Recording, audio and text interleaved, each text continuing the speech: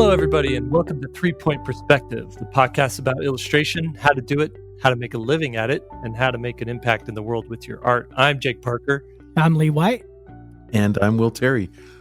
All three of us are professional illustrators, and we've been working in the field for about the last 25 years.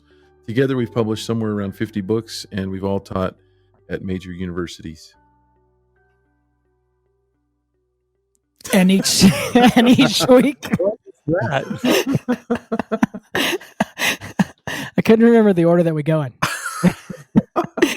I was trying to be badass and not look at my notes. All right. Each week, we're going to bring you a different topic, and we are going to argue about it or agree on it. But nonetheless, never the more, you're going to learn something every time. Boy, that was good.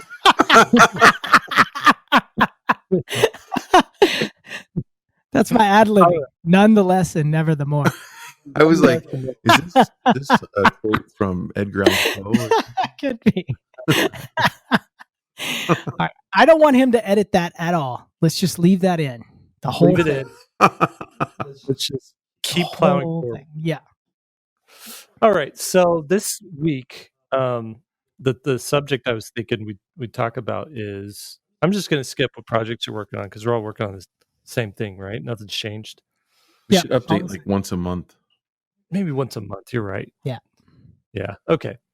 So the subject this week, we're depending on when this podcast actually airs, it's either going to be at the very end of December or the very beginning of January. And I thought it'd be cool to kind of reflect back on the year and talk about the things that we learned. Like, what were some major lessons that we had, or even if they were major, what were some like little life hacks that you learned, or things that made working easier or better, or something you just want to pass on to other people that you learned that maybe they, would help improve their life. What do you guys think of that? Love it. Yeah, sounds good. Okay. Well, were you able to think of anything? I know earlier I mentioned that, and you're like, I didn't learn anything this year. So I see now that you were gathering material when you asked me that question. And that's cool. Yeah. What do you mean I was gathering You material? were gathering comedic material. Oh, that's right. But don't That's worry, right. what goes around comes around. But Oh, yes, I have learned some cool things. Now, they might have been reaffirmed this year. How about that? geez. Mhm. It's like, I've been learning things. I don't know if you knew this or not, but I have been learning things for a while now. I'm not Really? sure about that. I guess are you inviting me to start out? Yeah, go for it. Okay. You go first. Will. Sure. I think of the three things that I thought of, I'll start with the most important one. They'll just go downhill from here. Okay. The most important thing that I've learned as I've matured as an illustrator. This is quite the lead up. I'm on pins and needles. Now. What is it, Will? What is it? It's I think in the beginning of my career, well, I know in the beginning of my career, I valued craft. Mm-hmm. And as I move forward, I've realized that craft is kind of the vehicle that gets you in the door, but the artistry or the concept is really what makes the art. And I think as illustrators, when we start out, that's all we focus on is craft, right? Like so you're in school, all of our classes, or not all of them, but most of what we're teaching is craft. And it's so important to learn the artistry, to learn that the concept of or the message that you're trying to, what you're saying visually, is the most important thing. And the craft is what validates you as, oh, okay, this person knows what they're doing. This looks really cool. But beyond that, it's the message that you're sending. So more specifically for a children's book illustrator, you're presented with a body of text to illustrate. You break it down. It's paginated. You see each little text block, and if you put that in front of 100 different illustrators, you'd get 100 different illustrations. And out of those 100 illustrations, maybe 10 of them would be better than 90. And out of those 10, maybe 2 or 3 would be better than the rest of the 7 or 8, Mhm.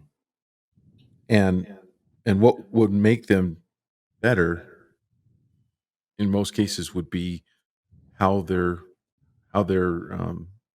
illustrating that text, and what the story that they're telling that's not in the text, the subtle little things, the things they left out that didn't ruin the the the, the visual voice that they're using. It's Mhm. hard to it's Yep. hard to put these things into words on a podcast when we're talking about Well, illustration. But can you give us, like, a concrete example of something, like a project you were working on where you realized this or was reaffirmed this? I think, I mean, it had been being reaffirmed. Is that how you say Uh-huh. Sure. it? For years. However, it never. Okay, so I'm going to go back to the stuff that I do at Comic Con, because um, I do children's book illustration, and I do these little comic book characters as children. For those that Mhm. haven't seen what I'm doing, you can actually go to willterry.com and look at them. But when you sell a children's book illustration, or when you create a children's book, you don't often get to see the reaction of the people that are at point of purchase. So they're either cruising Amazon, or they're in an actual bookstore, and they see your book and they're interacting with it, and you never get to see that, or rarely get to see that. And if you do get to see it, it's usually changed for the fact that you're there watching it. So, like, if you're at a book signing, you're not going to get a natural reaction. Everybody's going to love your book. Oh, I love this book. Well, you're there. You're sitting there. Um, when I do the conventions, people don't know who I am. Uh, they're not. Most of the people are rolling up on my booth for the first time, and they don't know I'm the artist. In fact, they always hope that Wayne's the artist. I guess he's the better looking of the two of us, so they always, and he's the more charismatic one. So Yeah. they're always a little disappointed when they find out I'm the artist. Like, oh, But it's cool bummer. because they don't even know that one of us are the artist. They a lot of them think we're just there selling this, and we get a lot of real and natural reactions of total strangers who don't even care if they're offending us, because they don't know that we're the artist. And I can tell when I know the ideas that I came up with, or the pieces that have a really good concept, versus the ones that have a weaker concept. And it's Mhm. reaffirmed by the people and what they gravitate to. They don't gravitate towards the craft. They gravitate towards the concept. And I that's what see. makes them buy. And so I kind of knew this all along the way as a children's book illustrator, but it was heavily reaffirmed by watching it in real time. That's So good. there you go. So have you applied that to some of the children's books that you've been working on? I have. I mean, I think about. I try to. It's hard because when you're so close to the text, you don't know what you're missing. So Mhm. one of the things I've done with this sequel to Bonaparte, it's called Bonaparte Plays Ball, and in that book, I've made lists of. It takes place in a ballpark, in a baseball park, and I've made all kinds of lists of things that you find in a ballpark, things that people do, um, things that people that know baseball will really appreciate. Making Yeah. sure that the gloves on the right hand, or mostly on the left hand, because you throw with your right hand. Just little things Gloves on the on the correct correct hand. hand. Um, yeah,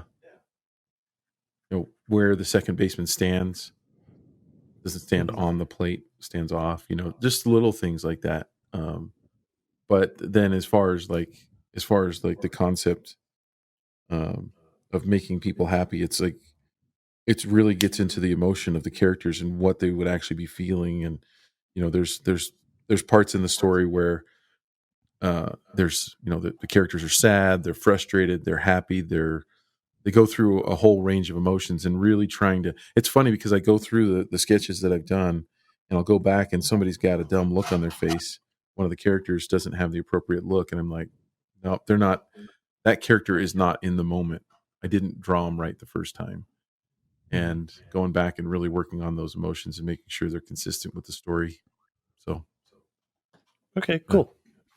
I'd like to add to that. I mean, it's a great topic, to think about. You're totally right. When people start to learn to draw and paint, it's all technique. And then just this past week on our forum at svs.com, there's been some debates in one of the threads. This guy had drawn a scene of an alleyway as kind of a Christmas scene. And he's getting into all kinds of perspective problems because it's a 1-point perspective and you're going straight down the alley, right?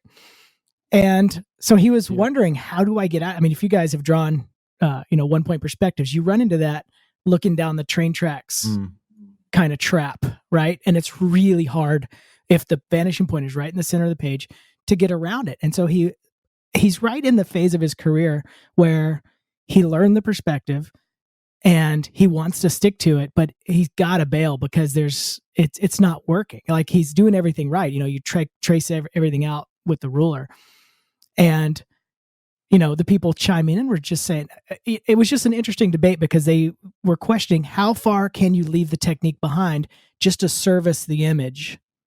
Right. Does that make sense? Mm-hmm. And so it was an interesting kind of enlightening thread where they realized halfway through, like, I don't have to, like the 1-point perspective vanishing point is just a starting point. Like, really, it's about this guy who's walking down this alley and he's carrying all these presents, kind of a Christmas theme, and everything is secondary to that. And you can almost do whatever you want to as long as you start with that being the important thing, not the 1-point perspective being the important thing. Mm-hmm.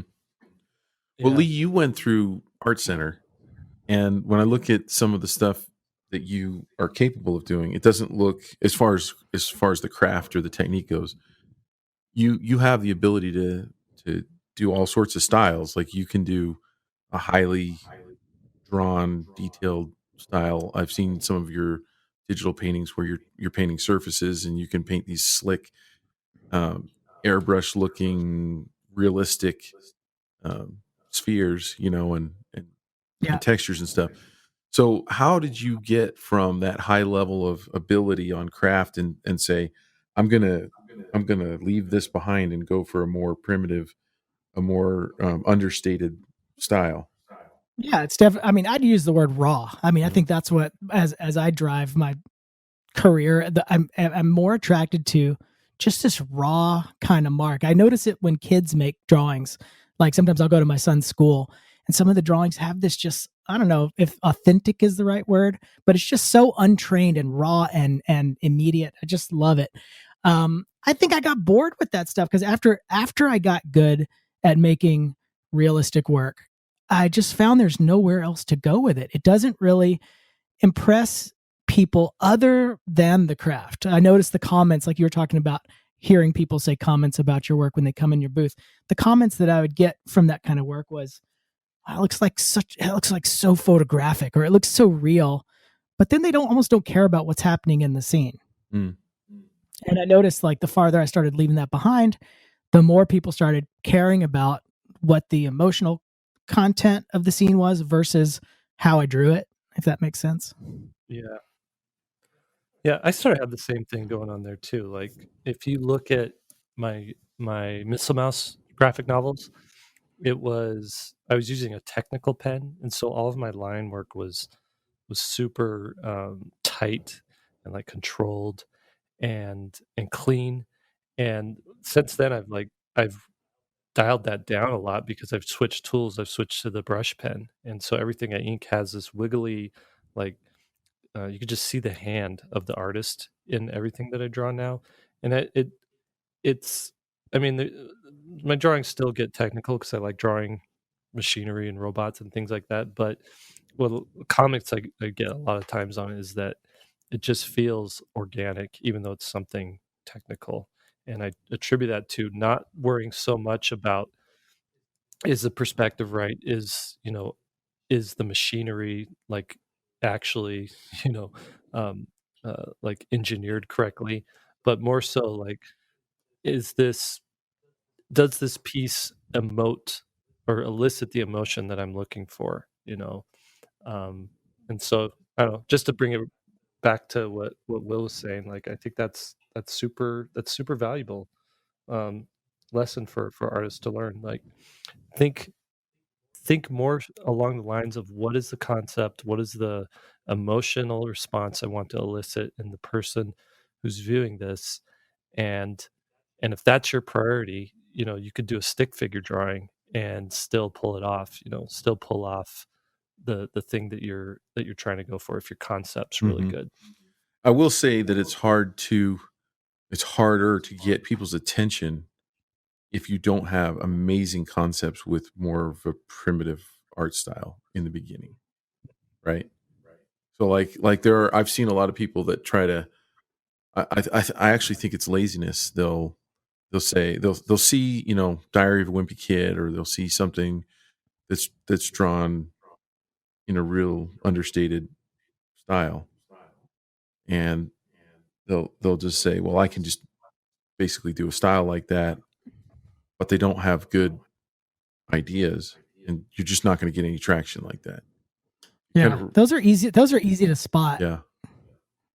You're just revealing yourself as a lazy person in some ways, I think. Like I mean, do you guys feel like you really do need to learn the concepts? Like learn I mean, I do, because I mean the worst case scenario is that your style is a result of a limitation. yeah. Right. And I know I've talked about this on my YouTube channel before, but I consciously had I knew I was no good at drawing.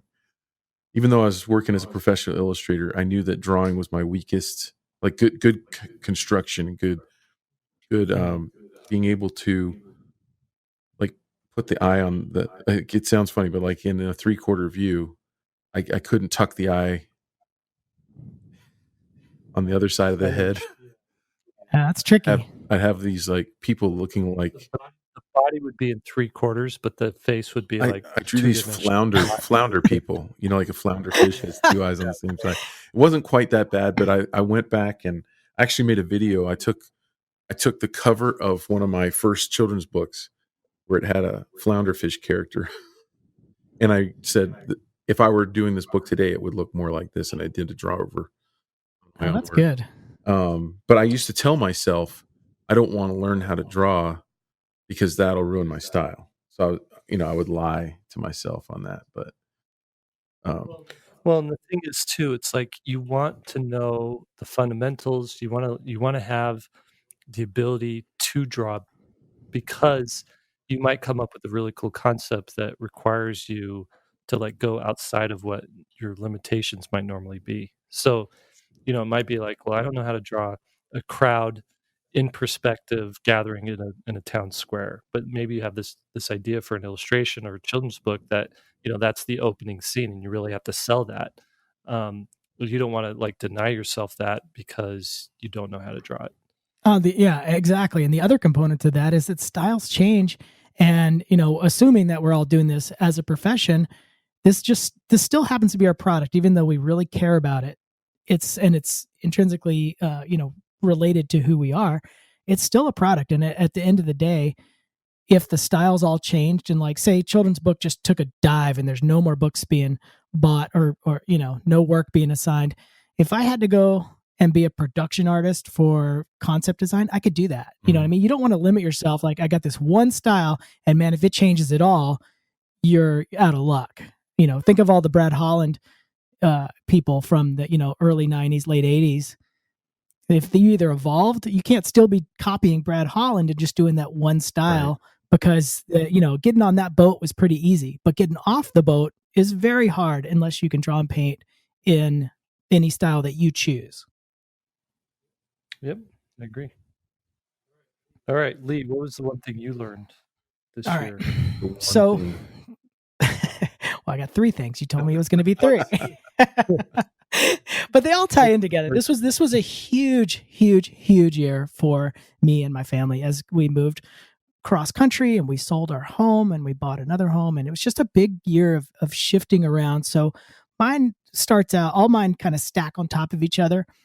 But the first thing that I learned that's now just starting to pay dividends has to do with the lifestyle. A lot of my kind of points that I make in a lot of these podcasts has to do with the overall life of being an illustrator, not just the art of it or whatever, the business side of it and the day-to-day nuances of it and the rhythm and the flow of it.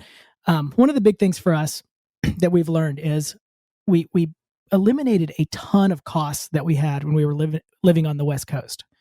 It's way cheaper to live here now, the way that we have kind of moved ourselves and positioned ourselves. And it was a 3 to 5 year plan of reducing our costs. And now how that's playing out is because I don't need to make as much money, I now have a lot more time for creativity. And what's more important, I think, is a lower stress level, and which then fosters creativity. So it's a big deal. I mean, we can control how much, you can't control every expense in your life, but there is I guess my point is there's a one-to-one relationship with how much you have to earn, how hard you have to work to make your bills, and just the creativity and the freedom that you're going to feel. If you're over extended in terms of what you owe, and every month you're just like, okay, where's my money going to come from? All of a sudden you have to say yes to something that you may not really want to do. Exactly. And then you're going down that road, and then pretty soon somebody could see that work you did and say, hey, I want to hire you for that thing that you did that they don't know you didn't want to do it. And now all of a sudden you're that guy, or that girl, you're doing that kind of work. Mm-hmm. You know what? I remember being in school, and this was back when people started getting personal computers. Oh, wow. Yeah. I hate to date myself like this, but people have been using computers personally for a long time. But the fact that you called it a personal computer, like, that dates you. I'm surprised you didn't say desktop publishing. It was late 80s, and most students didn't have a computer, didn't have but maybe a third of them did at home, like I don't even remember what Apple it was. It was like I can't remember the name of it. I'm drawing a blank. But anyway, I remember knowing that I kind of needed one because we were really in that transition time, and I couldn't afford one, and so I didn't get one for. I didn't have one when I first started my illustration business, and then I probably got my first iMac, which was. Do you remember those the colored ones that were like it was the all-in-one?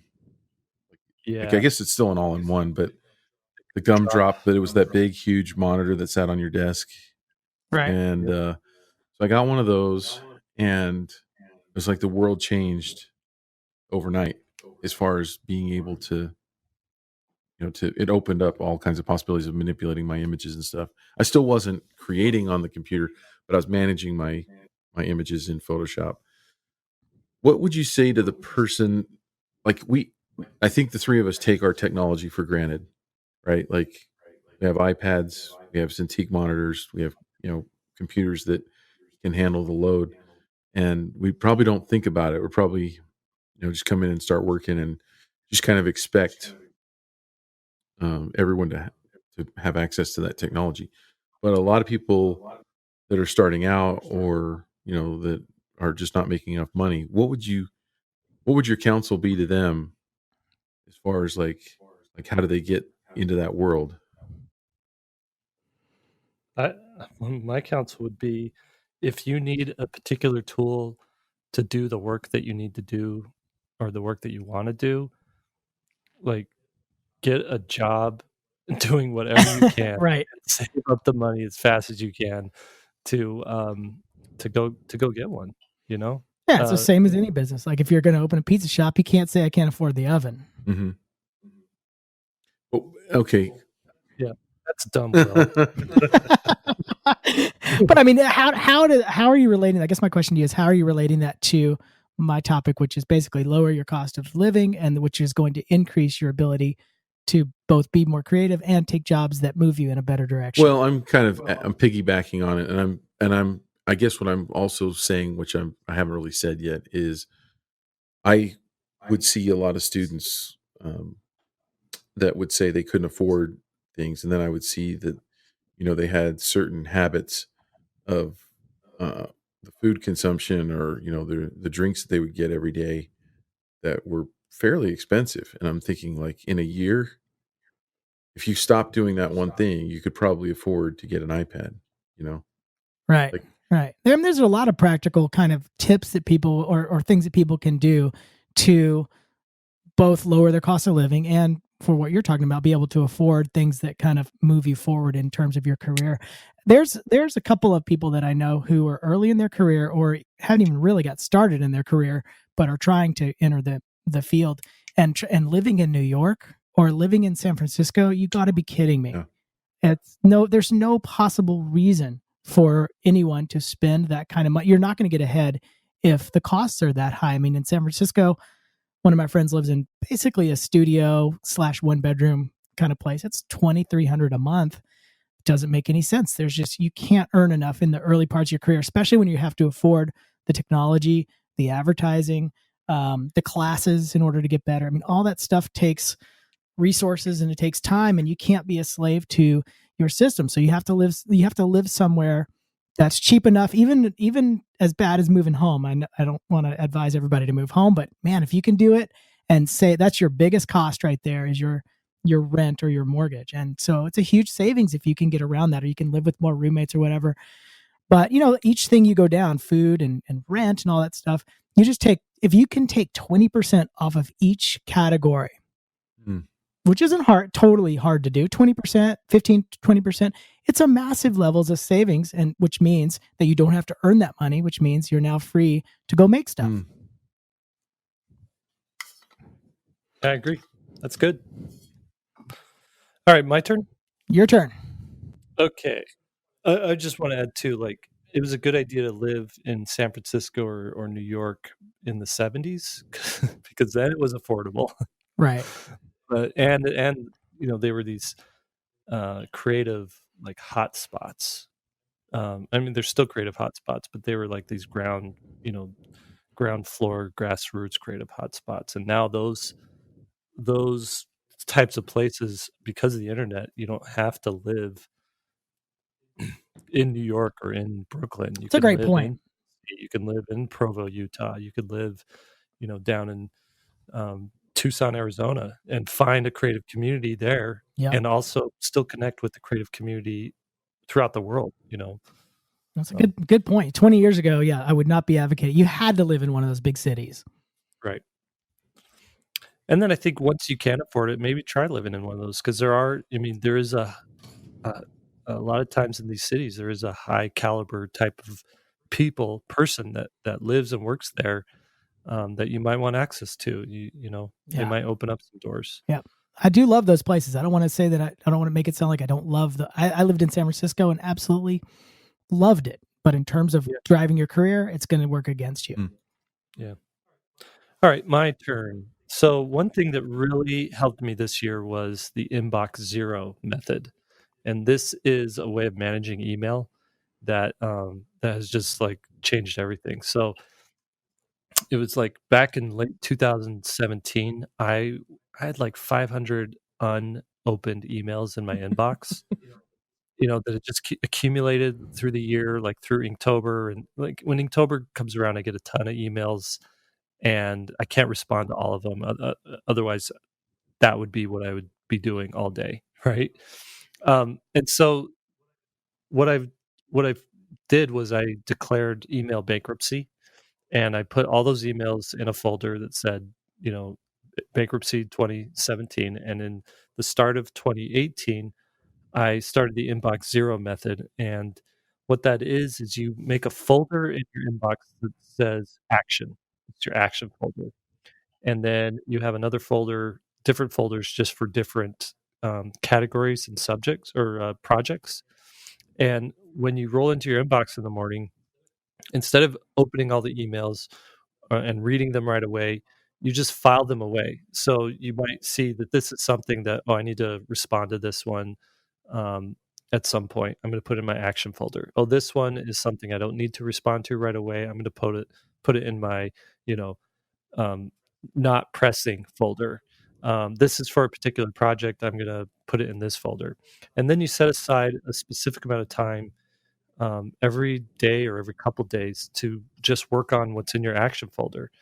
And so then you go in and you say, okay, for the next hour, I'm going to do these action items in the action folder. And it might be like, somebody needs a file from you. So you're going to work on and do that file. It might be, someone needs like a really thoughtful reply. So you're going to work on that and do that thoughtful reply. So that's what you do with everything. Any email that takes 2 minutes to respond to, you just do that right away during that time. But if it's going to take longer than 2 minutes, file it into your action folder or into those other specific folders, and then set aside specific time to work on those things. And the reason why this is like so impactful for me is I was one of those people that anytime an email would come in, like I would be checking my inbox five times an hour, 10 times an hour, just bounce over. Oh, I got an email. I better respond to that right away. And what it was doing was breaking up my day to the point where I couldn't get any like focus time or deep focus or substantial amount of work done on one particular thing. And I always found that my best work happened when I could have 2 or 3 hours of like uninterrupted time. And so this is just a great way to like manage that email and not have to like let the email control me, but more so let me control my email. That's awesome. So, no, it's a good point because we live in a state of constant distraction now, and that's kind of what you're addressing there. So you came up with some kind of methodology to control the randomness of how it distracted you. A lot of your emails spill over to me, where people are like, he will. Will you contact Jake and ask him X, Y, or Z? to add on So to what to add on to what Jake's saying, I to get around that, I still check my email a lot. Right now, I'm looking at like 3,000 unopened emails, which I'll address in 1 second. But I got this program called Self-Control. I think I've talked about it a little bit on this program before, but Self-Control allows you to set up how many distracting things on the internet, things that pull you in. Like if you go check news sites or if you check Facebook or whatever, you can enter all these in or whatever. You enter in a time, like 4 hours or 6 hours or whatever you want to do, be, focused, and you just press start and it blocks access to all of those sites. Really? And I use it every day. I have to use it. Otherwise, there's like 4 websites that I just kind of bounce through. Like I'll be stuck on an illustration, like drawing a hand or something. And I'll just go through and I'll check these 4 websites, just random. I'm not even really that curious about what's there. I'm just trying to kind of distract myself from drawing the hand. Mm-hmm. And it's goofy and it takes up a ton of really valuable, I think, attention because then you got to go back, you got to turn all those off at some point or not think about them and go back to your drawing. And then you still are left with the same problem you had before. And then you now got to get back into the drawing phase of your, mentality again. So let me guess. No, I was going to guess. No, I want to guess what the 4 websites are. He's on Froth.com. Froth.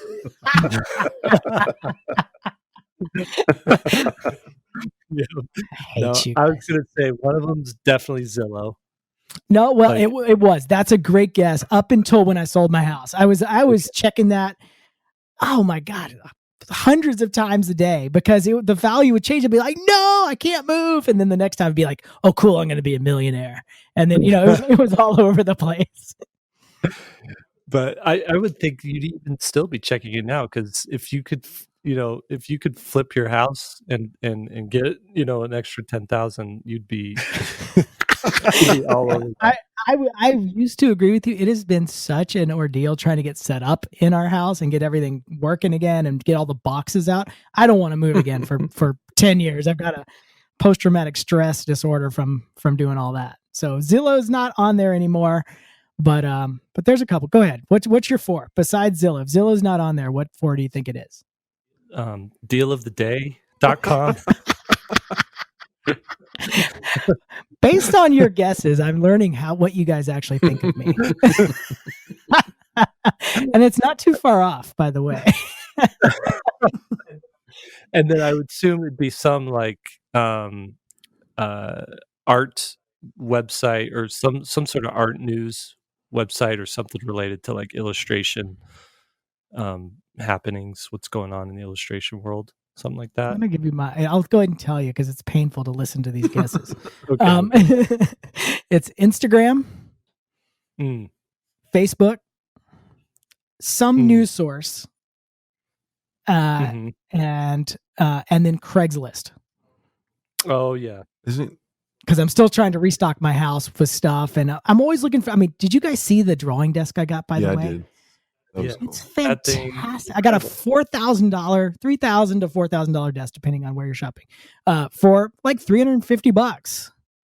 And I'm so excited. I love stuff like that. It's one of those desks that you can raise up and stand there.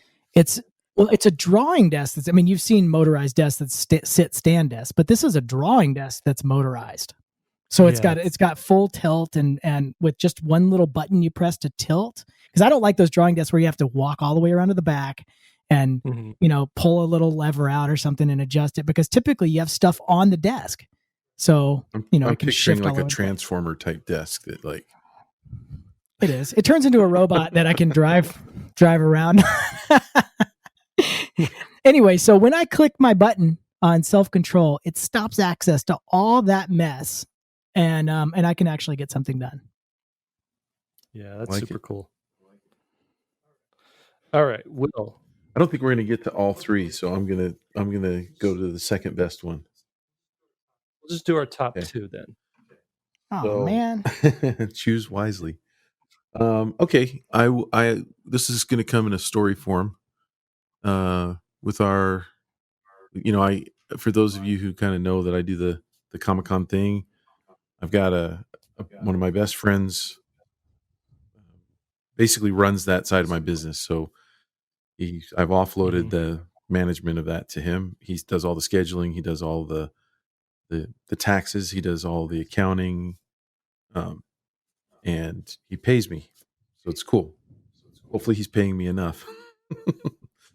But he hired a guy who shall remain nameless to go to several different shows this year.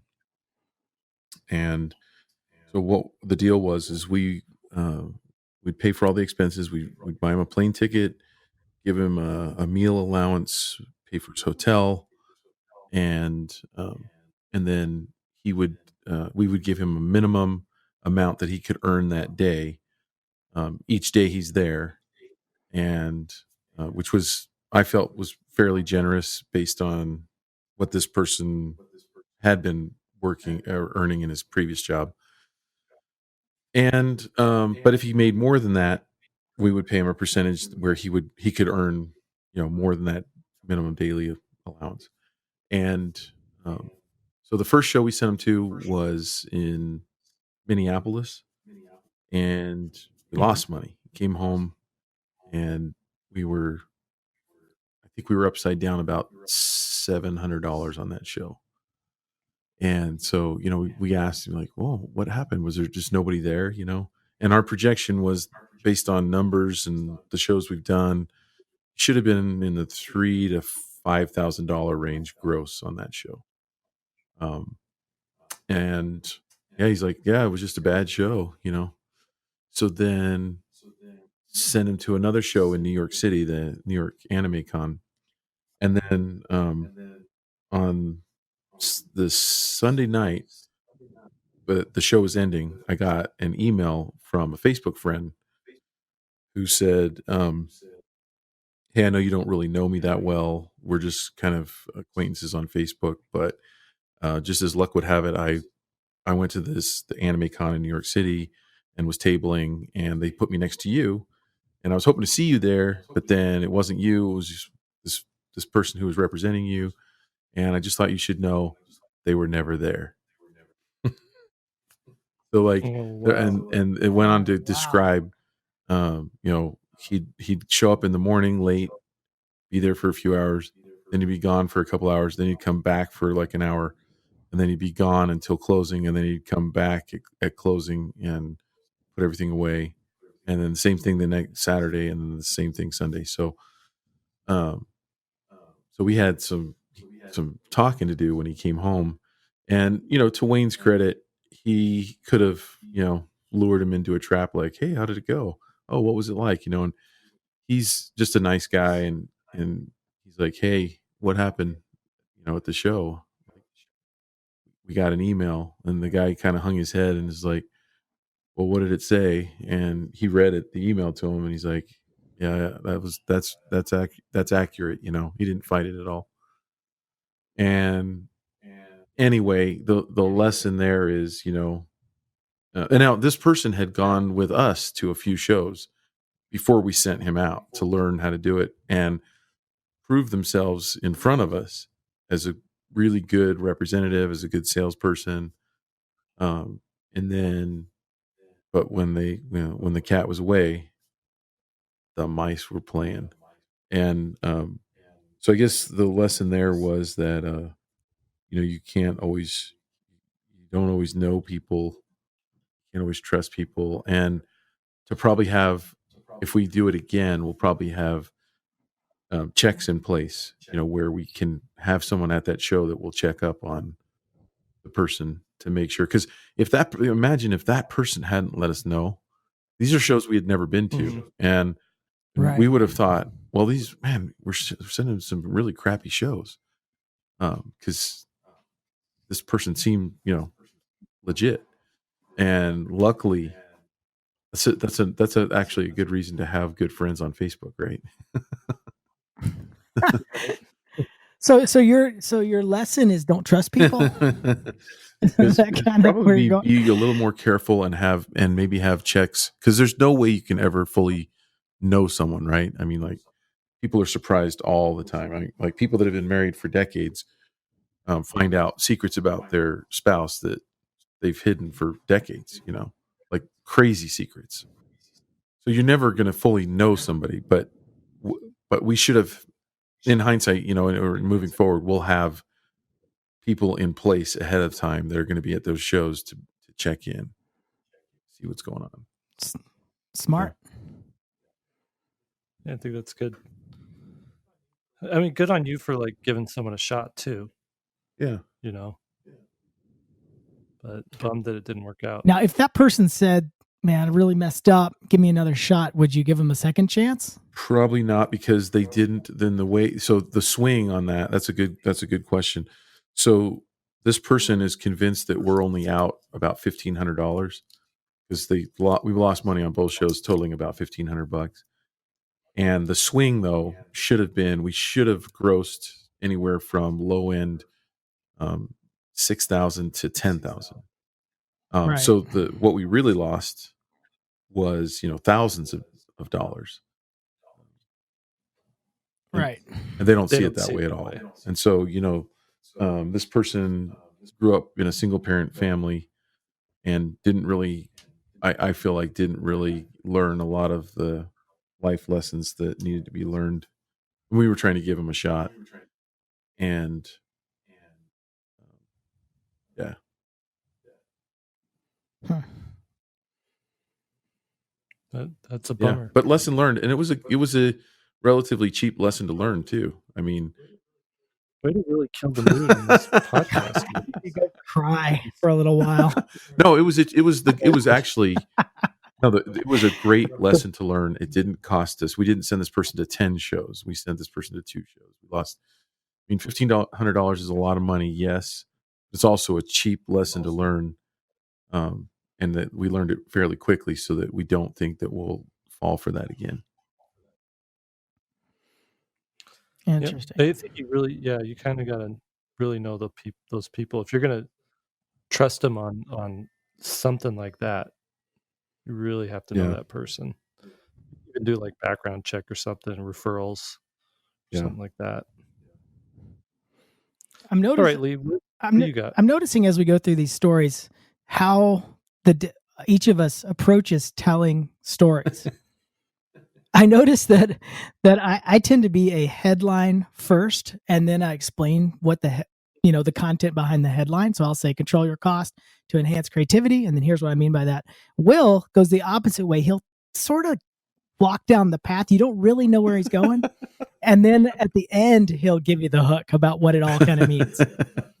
Which is better? Neither one of them is better. I don't think one's better than the other. It's just something that I've noticed. Because I've listened to your podcast too, or your YouTube channel, and sometimes you'll do that too. You'll kind of meander, and I'm waiting. I want to know where that point is going, and the payoff is good normally.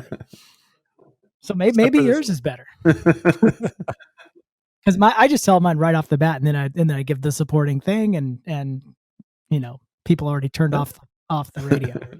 That has merit. Too. It's good. Which one are you, Jake?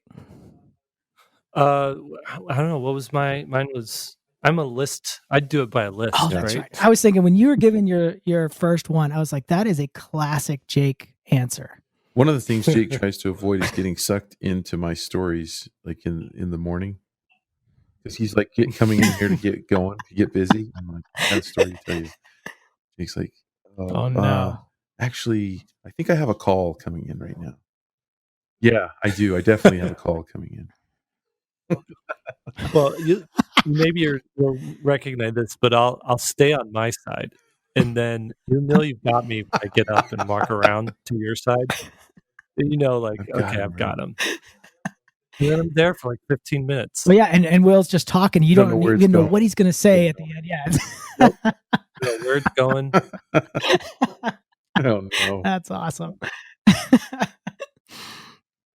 Oh man. All right. Okay. What's your next one? All right. My next one, very, very important one. I've kind of known this my whole career, but it's really starting to play out now. And that is truly be a content creator, because that is where all of the fun and all of the income truly happen.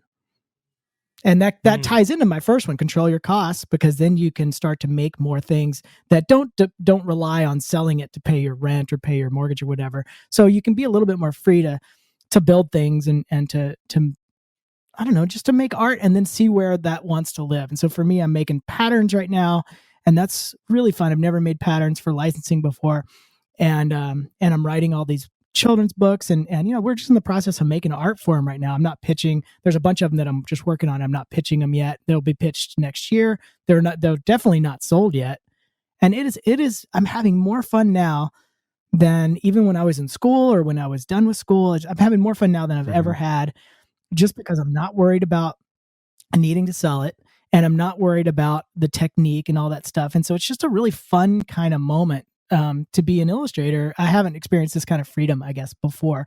And I haven't created this much content that is not being asked for by anyone. It's just me saying, hey, I'm going to make these things, and then I'll see where they go later. So you're talking you're saying, you've heard the phrase just an illustrator, right? I'm just the illustrator on this project, right? Right. Hired gun kind of idea. So you're saying, there's something wrong with people who are just an illustrator. Is that what you're saying? I think there's more than just something wrong with that. I think that method of working is dead.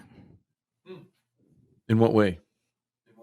Well, I mean, I shouldn't say totally dead. I think in order to make a living at this, you're going to be asked to make things that mean something. I think there's too many really good people out there who are telling creative stories and good at this stuff, that there's no way somebody who's just a good renderer or somebody who's good at drawing is going to get hired when the idea people are the ones that are being sought after. We're at an information society right now, and content, especially online kind of content, is where the money is, and it's where there's a lot of market share. And so you're just going to be asked to create. People who can come up with things are going to be rewarded. I think more so than, I think in the past, those people who could draw like a perfect orange for an orange juice container, that used to be a fine method of making a living. I think it's gone now for the most part. Yeah. So I think what you're saying is they're still hiring you, but to get enough of that work to just do that is pretty much going away. Is that what you're saying? Yeah. I mean, people are wanting ideas, and people want, and especially if you're coming up with the idea first, then all of a sudden, you're kind of a double threat. The publishers are taking people who are writer illustrators quicker Right. than they're taking people who are just Right. So illustrators. so what's funny is or what's interesting is the person who could be the hired gun is now stepping ahead of the other hired guns and saying, I'm also going to write this story so that I don't have to wait for you to hire me to illustrate someone else's. You're going to be able to decide whether you want to buy my story that I'm illustrating. Yeah. Right. I think you're right. I think that there's enough people out there now that are basically taking the bull by the horns to where getting Jake, I can hear you drawing over there. I'm listening. I'm just waiting for you to finish, and I'm gonna input. It's not distracting at all. Don't worry about it. I'm just no, but yeah, I think you're right. Like Lee, you're creating these. I think you talked about in the last episode. You're creating licensed material for for like gift wrap and bags and anything that anybody could want to print this stuff on pillowcases or right. And you don't. It's funny because I think the three of us and a lot of our friends, the further we've gone in illustration, the more we've become or worked towards the idea of being what a fine artist or what a gallery artist is, right? So a gallery artist just creates something and then hopes to find a market for it. You're creating these licensed patterns, which are really cool, by the way. And thanks. And you've got an agent, and you don't know if they'll sell it, but if they do, you're going to do pretty good on some of that stuff. And hey, we have a class on that too. A couple of them. We do. Yep. Well, the second one's not released yet, but it's in the can. But yeah, it's an interesting thing, and I've gone that way too. It's like you feel like you're more in control of your future. Like you get to make the decisions. You get to, if you feel good about what you're doing, you move forward confidently. You don't have art directors. Not that art directors aren't good sometimes, and a lot of times, and that they don't have good input, because they certainly do. But they also give you input that you really question your decisions and you question their input, and it makes you second guess yourself, right. And you're not happy with what you're producing half the time. Can I disagree? Hold on, let me make one point before hold on, Jake. You have to sit back for just one more second. Come on. The coolest thing about being a content creator right now that is different than it has been in the past is that there's a plan B now. And so to speak to your point, Will, if you don't know if it's going to sell. So if one publisher says, yeah, that's not for me, well, you're not beholden to that one publisher. You can give it to the next publisher. They say they don't want it. The difference to me now is the plan B now is if all the publishers say, I don't want to do it, I then will Kickstarter it on my own. And this is the first time in history that kind of safety net has been there. That not that a Kickstarter is a guarantee, because we all know how much work that is, but the patterns are like that too. There are these Kickstartery or self-publishy kind of sites that you can do wallpaper patterns and all this stuff. And so I basically, anything that I'm creating now, I say worst case scenario, nobody wants it, and I believe in it enough where I'll make it. And so it's just kind of this cool little moment that it's going to end up somewhere, because like I said, worst case scenario, I'll make it myself. Yeah, I think there's a lot of good what you guys are saying, but the one thing I disagree with, that I don't think that's the key to your success as an artist moving forward, because at the same time, you've got more and more people and more I guess, what would you call it, like initiatives of companies wanting to do apps, people wanting to write children's books and having access to more tools to write and create things. And everybody's going to need, it's so much easier to like make a product now. Right. We work at this building where there's a handful of companies here that they don't have a factory in China, but One of them does. they are they Well, actually own a they use a factory. factory in Vietnam. Yeah, but it Oh, used I to be see that what you you're had to saying. own Yeah. the factory, right? Right? Like, you can go and you can contact any one of these companies over the internet, send plans, have a prototype sent back to you, and everything's, like, super super easier now, so you're just gonna see this, like, this growth of even, like, people just making, making products, but even, like, making one-off products with, like, 3D printers and all those machines that they have down in the basement here, like the routing machine and the laser burner and all those things. So, what I'm saying is you got more and more people wanting to create stuff, and everybody recognizes how important image is, visuals are, and not everybody can do that themselves, and so they need artists, they need creators to be able to visualize these things for them and help them create this stuff. And so I think if you are that guy that can do, it's more focused on craft, and you can create an image that looks exactly how someone wants to create it.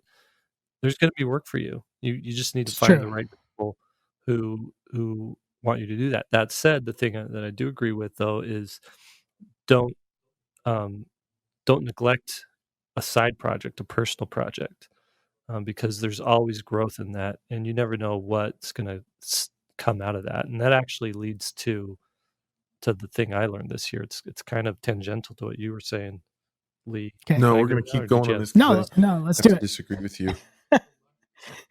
So mine is the thing I had forgotten and remembered this year was to just draw for fun. Wait, are you going into yours Okay. right now? Yep. Wait, Well, I had something to Yeah, I'm say. going in. No, I Oh, I did. thought you didn't have something to say. of course, Will Oh, has. All right, get so back. Get something to drink. Here we go.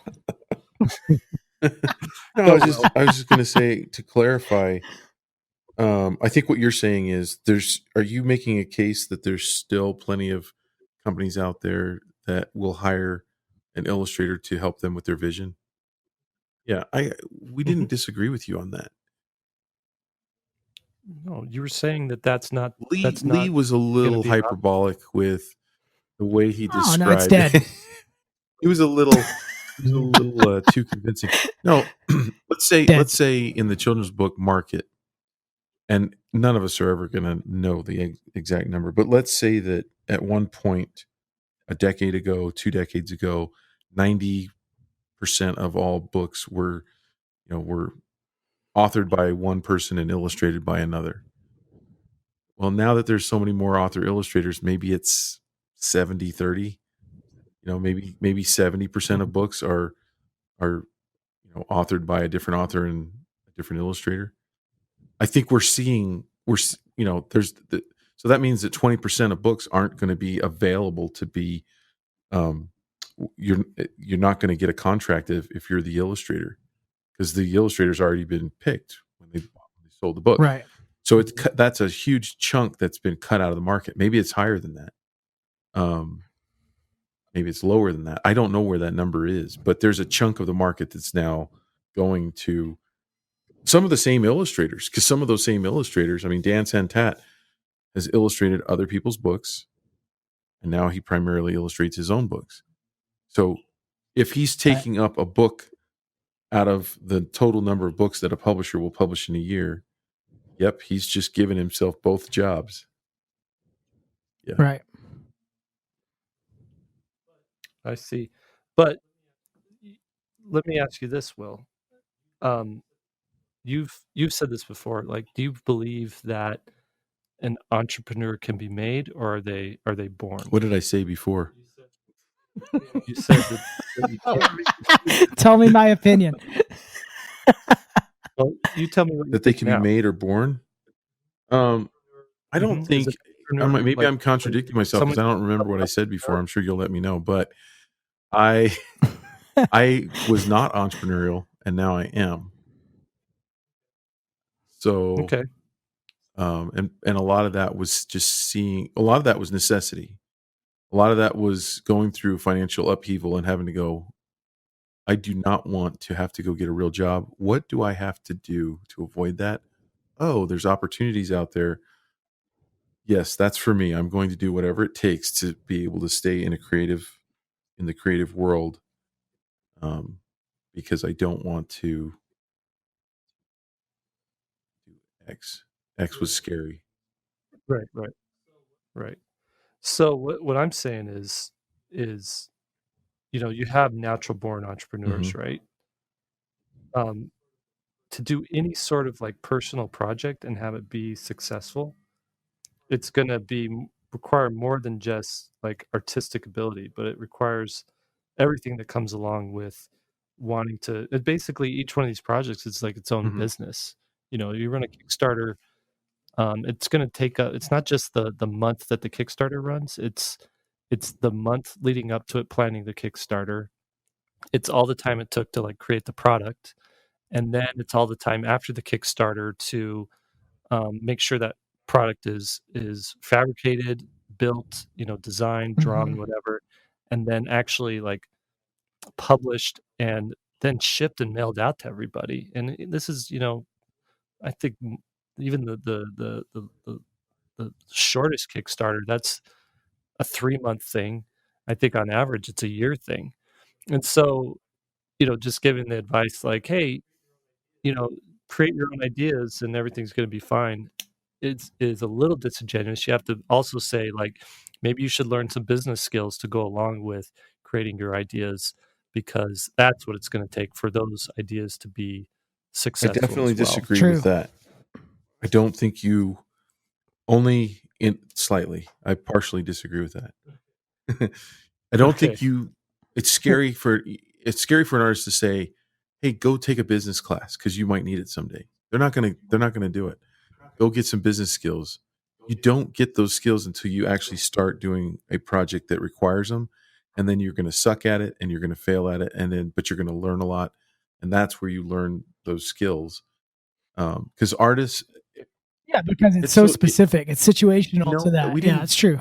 the typical art person that's listening to this podcast, the artist is there's a reason why they're not in a business major. There's a reason why they're not in business classes. So we're just not going to go and take a business class on the chance that someday we might launch a project that requires it.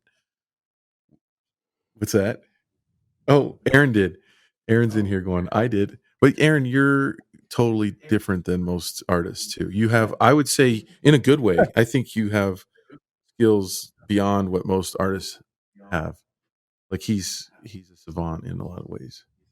It's sickening because he's very business minded and art minded, and at an early age. How old are you, Aaron? 25. Yeah, that's just I guess I should go back and so to my original. I'll amend my original um, topic point, which is be a content creator. I think that is where we're talking about being a success or can you get work and all that stuff is it's important, but it's layman kind of stuff compared with what I'm talking about, which is if you want to reach your potential, I think, and have more fun. I mean, like you could be a hired gun, but are you going to be truly satisfied in your career? If you want to have a good, satisfying career, driving it yourself, creating the content is going to be, I think, where that happens. I mean, maybe there's a subset of people who really just hire me and I'm happy, but I think the passionate people, you start creating your own stuff, and it's just a different kind of a job. I mean, I've been doing this for 20 years now, and it feels different now but that's an than it evolution did before. because in the beginning you're tickled just that someone would hire you. Like you could call Oh, yourself pro. absolutely. I don't want to say that. One Yeah, of the I best don't days want of to my say life that it was was bad. getting my first assignments. Like holy cow, my dad has to read it and weep. Not that he wasn't rooting for me, but this whole time he's like, so people are just gonna like you're gonna send out these postcards, and why will they know to call you? I'm like, Dad, it's a thing. They just know, like, Yeah, you it's know. a thing. Yeah, don't try to explain it to your And parents. he's like, I just don't understand why they would know that you're sending them this artwork on a postcard and that they're going to hire you. I'm like, it's because it's going to the art director. Anyway, I'm explaining all this to him, and he's like, I can just read his body language, and he's like, you're dumb. You're doing something dumb. And then when it worked, it was euphoric, you know. For sure. I mean, there's successes all along the way, and there's a lot of joy along the way too.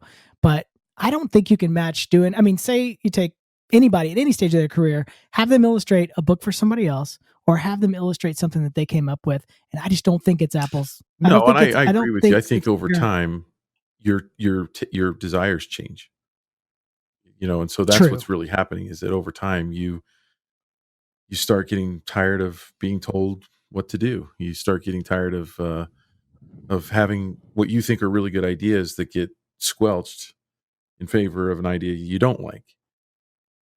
Right.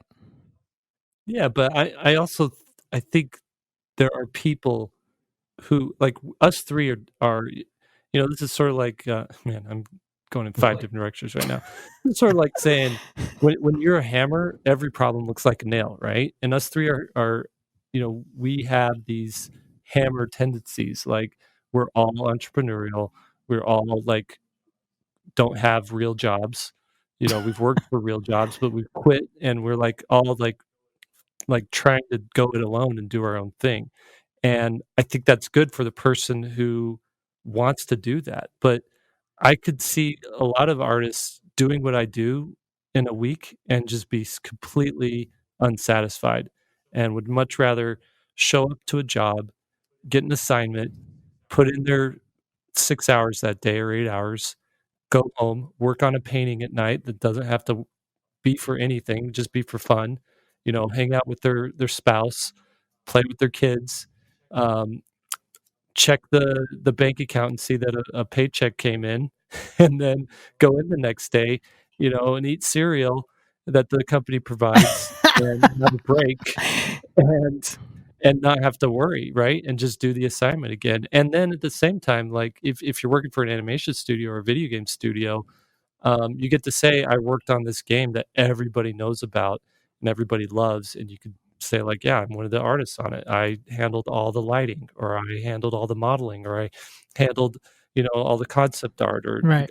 I designed, you know, this one element of it." I think there's people that like that is more than enough for what they want. So this is just me like disagreeing, You're offended saying, on behalf of other people who "Yeah, might be offended, is what you're saying. yeah." Well, and also I've lived that life too. And I saw people in the art departments that I worked with that were just more than happy with what they, you know, with what they had. And I was one of these people that was like, I couldn't stand designing another background plant. You know, I couldn't do that anymore. And I wanted to, you know, just the draw to my personal projects were too big that I wanted to do that. Yeah, So I see where you're going, and I, you know, I had a couple of art jobs, in-house art jobs early on, and I couldn't believe I got to go to work to do those. You know, I'm not because I had such horrible jobs. I was a carpenter's helper out of high school, and we would dig footings by hand. We were in the mud. We were roofing. We were in the hot sun. We were building decks. It was the worst job, and of course, I did a lot of fast food as a kid, and so I felt like I was really getting away with something on my first art jobs. It's just that I think that for a lot of people, I think that's the reason why a lot of people go into fine art right from the beginning is they just want to make their art. They have something to say and they want to say it. And maybe what we're just talking in circles about is that there's a lot of different types of people with a lot of different desires, and we're trying to. Yeah, but I still go back. I'm going to argue a little bit here because creating your own stuff starts to build certain skill sets. I mean, outside of production and all the Kickstarter stuff, I'm talking about just making a project and doing something.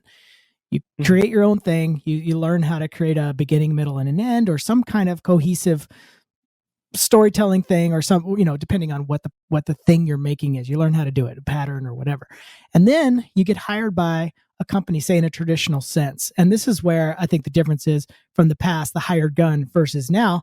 So I got asked to do this book that someone else wrote. I'm just in the process of starting sketching this thing, and the story, there's no cohesive story within this manuscript. It's more of a poetic kind of a manuscript. And so now I am working with a publisher who already has a writer, yet I still need to use all those skills of bringing something to the table. They're saying, how are you going to handle this manuscript? And I've pitched 5 different ideas now and how the story's going to arc and all this stuff. And this is for something somebody else wrote.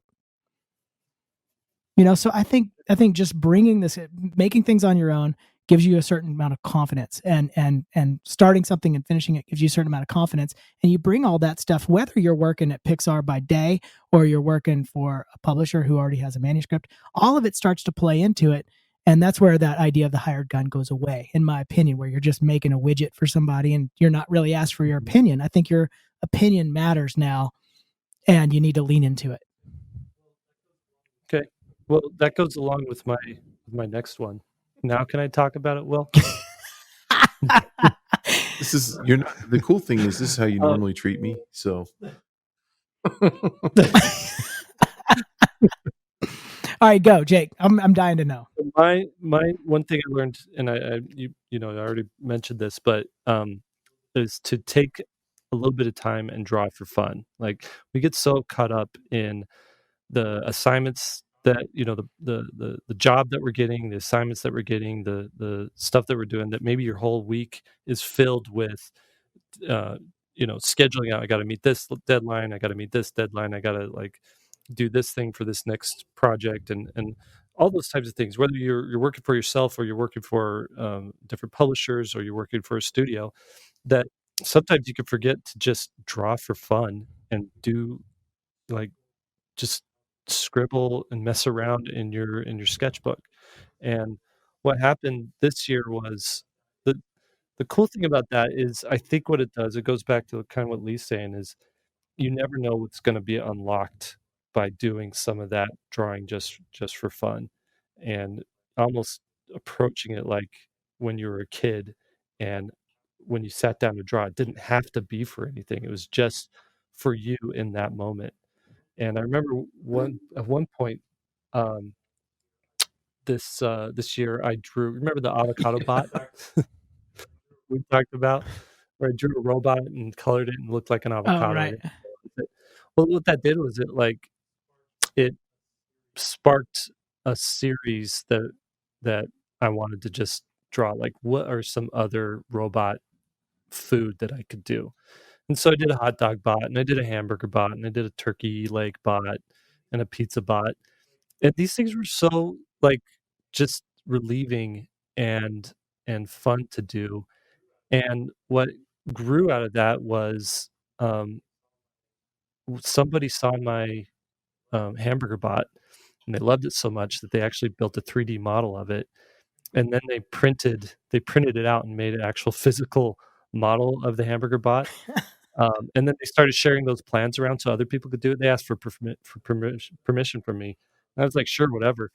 But now I'm gonna make some stickers from these food bots that I did, and all of this stems from me just messing around and having some fun one day, instead of sitting down and thinking, okay, what's my next project and what do I need to get done for it? But taking a step back and saying, okay, I'm going to push everything to the side. I'm just going to draw for fun today.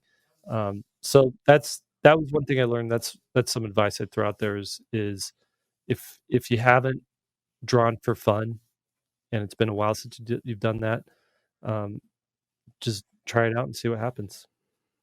I'm going to disagree with that. Thank you. You should never draw for fun. Only clients and stress related stuff. Yep, only that. No, that's good advice. I mean, that's a great point, actually. I mean, we all started doing this stuff because we enjoy it, and it should be. I mean, that's actually a great thing. Is 30 minutes a day. How great would that be? Is no client, no project or anything. I'm just going to draw something that I'm interested in. Be fantastic. Jake, what was the one thing you didn't learn this year?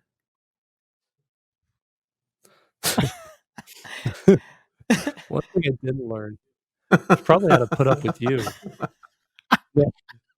I can be difficult. I'm just kidding. But you gave me a great compliment this morning. And for that, you don't remember that at all. I know what you're talking about. Do you guys have anything you wish you did different over the year? Last year? I have a big thing I wish I did different. I mean, we're going long here, so I'll be brief. Wrap it up. But maybe this is an entire podcast episode is things we wish we did differently. But one thing I wish I had done, I delivered my Kickstarter book this year, Skyheart. I finished it up, printed it, shipped it out, and I wish I had drawn Skyheart and finished it before I launched the Kickstarter, instead of launching the Kickstarter and then going and drawing it and finishing it. Why is that?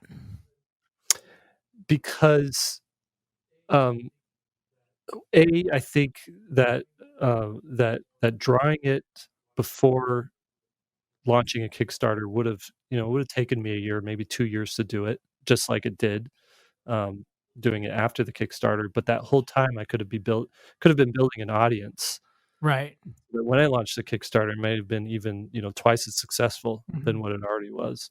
Number two, it was a pain to like update. And it was like this stress that I am on the line now to make this book, and it better be it better be finished by this deadline, on top of doing all this other stuff. And that was stress that I had to live under for like 2 years. And I think what it did was it actually hurt the work. Whereas if I was drawing it not under that stress, maybe the work would have been better. I could have also gotten like feedback as I was drawing it, so I could release a chapter at a time and get feedback and see what people liked and what they were questioning and thinking about. Whereas when I did the Kickstarter and said I'm going to be drawing it, I felt I owed it to the backers not to share it online and just give them the thing completely finished and ready to go. So But don't you think some that of the that's the things. purpose of Kickstarter in a lot of ways, and that maybe it's just not maybe not a good way for you to work, but that I'm going to answer my own question. It is the way Kickstarter was conceived in a lot of ways, because the idea is that you don't have the money to produce the thing you want to produce, so it's a way to raise that money. Yeah. The thing is like a comic is sort of an ongoing project. And so that's where I think something like Patreon comes in, where you're getting donations or something monthly from people to like fund this ongoing thing. And then once it's finished, you can go to Kickstarter and say, okay, now I need the money to actually produce physical So you're copies saying, of it. yeah, use Kickstarter after you've produced. Yeah. Well, the thing is too, it's like when you back a Kickstarter, it has changed over maybe the way it started was what you're saying. Like it's a way to like help fund a project that maybe never would have happened. But now it's sort of become this way to pre-order a thing. And so it's more of like a marketplace than a way to like fund the creation of something. And so when you back a Kickstarter, you kind of expect that you're going to have it in your hands Is in that the because next of couple people like months. you who have delivered late? Ouch. The reason people think that is because of so many people who have used it like a pre-order just taking a swipe. function. And I'm sorry. I'm not going to give you the satisfaction of that swipe by just ignoring it. No, but the culture on Kickstarter is we have a product, it's ready to go, it just needs the money to put it into production. And so if you back it now, you'll get it in 3 months or whatever. Not, hey, I've got this idea for a cool album, or I've got this idea for like a cool film or a graphic novel. It's going to take me a year, maybe 2 years to finish it. I need this much money to do it. Those kinds of Kickstarters just have a harder time. Whereas Patreon, it's like, I love this creator. I know they're working on this thing and I know it takes time. And I'm much happier to like give $1 a month or $2 a month or $5 a month than I am to drop, $50 right now, whatever it would be. Man, Lee, you got us going. Sorry. And Lee, I feel like you're the one who kind of got us going on the snarky thing. Yeah. What? I don't know. Why am I the one? Like you're the guy. Yeah, Lee. It's Me and Will were having a love fest before you came on. We were just best buds. I know I'm a twin, and so my whole life was kind of built that way. That's right. I keep forgetting you're a twin.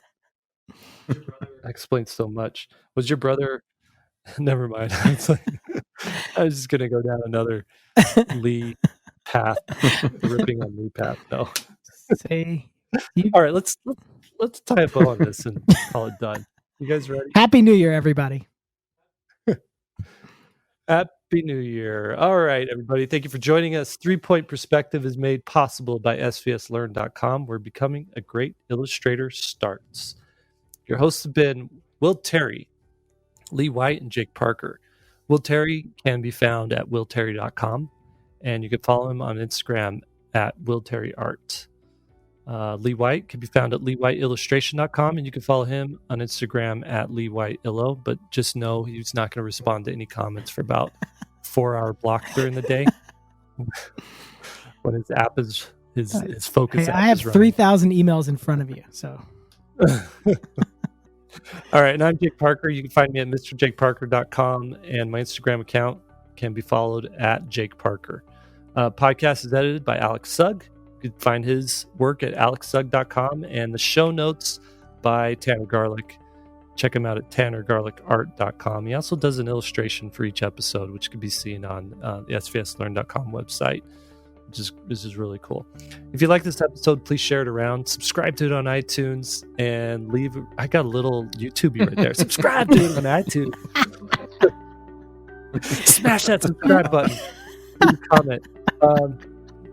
Leave a review. We'd love to hear what you think. If you're wanting to join in on this discussion, you learned something new this year, or you completely disagree with something we said, we've got a topic set up on the forum just for this episode. So go to the svslearn.com forums. Yell at Lee. Free to join, free to participate.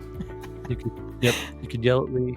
You can, you can tell us what you like about us too. That'd be great. Or what you liked about the episode. So chime in over there and let us know your thoughts. Thanks, and we'll see you next time.